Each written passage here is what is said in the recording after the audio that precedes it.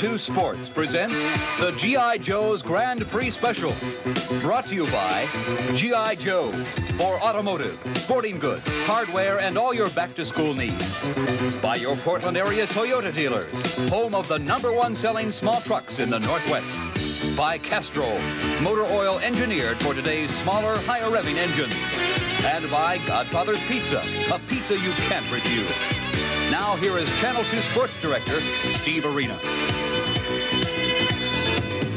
Hello, everybody. It's a pleasure to present this G.I. Joe's Grand Prix. 5 races are on tap today. 3 of those will be taking place at once in the featured 3-hour Camel GT. And, of course, when you talk about 3 hours of racing, you talk about pit stops. Let's go down to Steve Wick for a quick preview from the pits.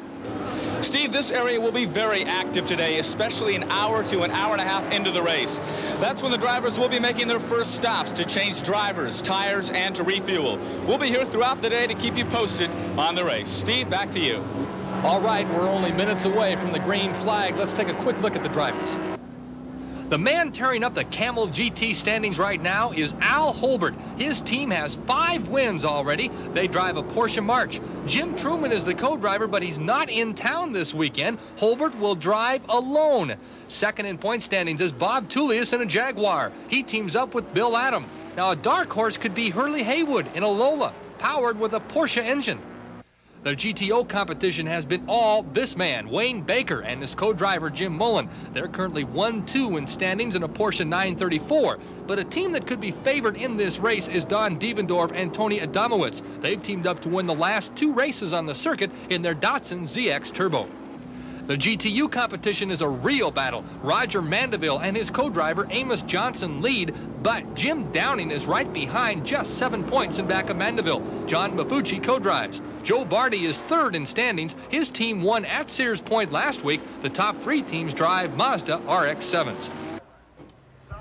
Here's what they have to tackle: a 1.9-mile race course, relatively flat, with 2 long straights and 9 turns. The weather conditions are not as hot as expected, 82 degrees at race time. The humidity stands at 50%. You can see we're about ready. The pace car is off the track. The field is approaching the green flag, and we have a start.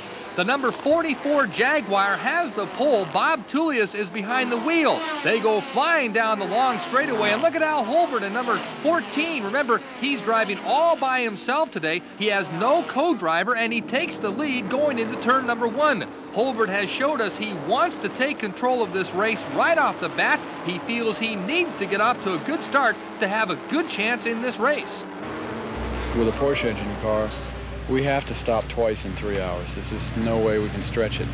The Jaguar and the Chevrolets can just about do it with 1 stop. So right away you can see that on the racetrack we have to gain at least as much time as 1 pit stop. Now if we end up running nose to tail the whole time, we've lost the race. And there you see car number 14, a Porsche March, driven by Al Holbert, leading early in the Camel GT. The Jaguar, right behind, has been an interesting story this year. This is the only such car on the circuit. Bob Tullius and Bill Adam are the men doing the driving. Tullius is the starting driver. The season's been pretty good. As I've explained, the car's brand new. It's its very first year of full-time competition. It's the very first year of Group 44's full-time competition in this arena, so to speak. And to bring 2 brand new parts of this program together and make them as successful as we have been. We have won 2 races. I don't mean to diminish that by any means, but to come along and we've got some bugs to work out of it, and we're pleased with the progress at this point. It's kind of like an expansion franchise. You know, it takes them a while to get going. Well, we're an expansion franchise. It's going to take us a while to get going, but we have won a couple of races as opposed to the big zeros that some of the expansion franchises pull. And there you see the leaders, Holbert in car number 14, Tullius in the 44 Jaguar. They're running a close 1-2 early in the 3-hour featured race. Both of these drivers are well respected by their peers. They both have excellent driving records.